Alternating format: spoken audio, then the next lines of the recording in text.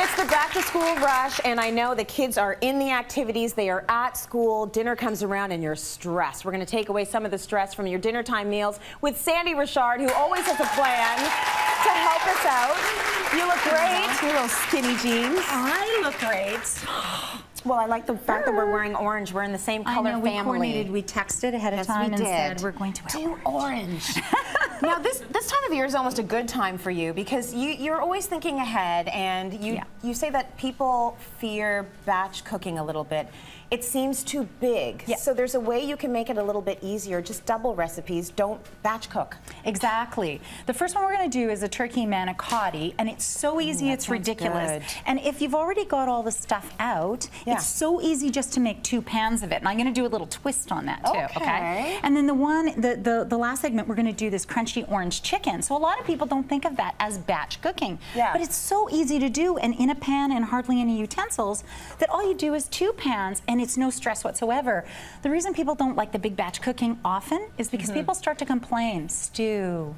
Yeah. Soup. Always the same. Yeah. So ask your family what it is that they would love to repeat, because every family has stuff they want to repeat. Okay. Okay. The meals that they absolutely love. You know what they are. You know what the kids just eat. Again. Yeah. Those are the meals you want to, what I call, do a double instead of a big batch. Okay. Because really you're accomplishing the same thing. All right. Okay. So the first one we're going to do is we're going to do turkey manicotti. So this is ground turkey. I browned it ahead of time because it needs to be cool when we're making it. Okay. Okay. And so what you're going to do is you're just going to add a can of mushroom soup, and that's all it is just a can of mushroom soup. It's going to thicken it up. And you're going to thicken it up, make a sauce, and you're going to put in a teaspoon of I use a salt-free spice blend. There's many out there. That one is Mrs. Dash. You can get all kinds of brands now.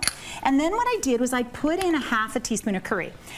Okay, the curry thing, I just got to address it. Curry is in the most popular soup you buy on the market nowadays. So when people say I don't like curry, they have to understand that North American curry is very different from our kind of pungent curries that they may have had at one time that are a little too strong for them. It's pretty light, the curry that you can buy. It's very light. My girlfriend from Sri Lanka calls it white man's curry, okay? So not enough flavor, not enough spice for her, huh? I'll say, it's mild. I love to put curry in that, and she goes, white man's curry? I go, yes. You're like, yes, that kind. That kind. Okay, some pepper. Let's put some People are fresh often worried that the kids won't be able to take it. They need a bland taste. But you know what? A lot of kids get used to whatever flavors you give them. Exactly. Okay, so that's all you do for the stuffing. Easy, huh? Yeah, very easy. Aside. Done. So I've got some cooled here, ready to stuff. And here's another thing that intimidates people when it comes to manicotti is actually stuffing pasta.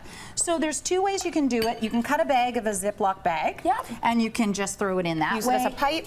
Or slow is good. Small spoon is better. So you see how the manicotti is kind of angled? Yeah. You want to press that against the pan so that it can't, it can't fall out while you're stuffing it. Yeah. Okay. Don't worry when it slops all over the place. Remember, you're baking. It's beeping. It's saying, get off. That's our fault. Get off the We'll do it over here. Fine. Here, it looks so easy. Even Tracy Moore can do it. You're gonna do that, Tracy Moore. Okay. And then you just stuff that. I lick my fingers. Sorry, I won't touch anything else. Sure, you want to braid my hair? I can't help it. It's really good. And so you're just going to stuff those and 3/4 full. So when you think they're about 3/4 full, lay it down on the pan. It doesn't matter if it's perfectly even. I'm making everything off this thing. There we go. It's not going to beep anymore. Yay. It's because I had it on the dials. Yeah, As if you'd think after all this time I would know that that's not a good idea. Then what you're going to do is you're going to spread some cottage cheese. Here's a spreader. You're going to spread that all over the top. Okay, now look how, and if you don't like cottage cheese, you can use ricotta cheese, or you can leave it out altogether. Recipes have to be easy. That's the bottom line. But once again, you've gone light. So we've gone light. If you go with the cottage cheese, I mean, that's super light, or a low-fat ricotta or a light ricotta. How easy is this? Oh, wow, this is so difficult. So now we're pouring a jar of your favorite pasta sauce over the top. I just used onion and garlic. Okay. That was my favorite for this particular recipe. And then you want to make sure the Parmesan cheese is really in there, in the sauce. And I use a light Parmesan cheese, give it a good sprinkle, and then what you're going to make sure you do is you're going to seal this up really, really tightly. Now, I've got mozzarella cheese, but here's the key. If your pan is really high and you think that the foil is going to touch the cheese, and it's going to all stick to it, do not put it on yet. Just bake it like this, 50 minutes, sealed really well. Okay. It's going to be beautiful. The noodles will turn out al dente. We didn't have to pre-cook them. This is how little of a mess you have as well. Okay. Do 2 pans. Share that with a friend. Give them one. And then after, do the crunchy chicken, do a switch, and you've got 4 meals made. That's good. We'll talk about that later. That has to be a friend that you trust and you're comfortable with the meals that they like.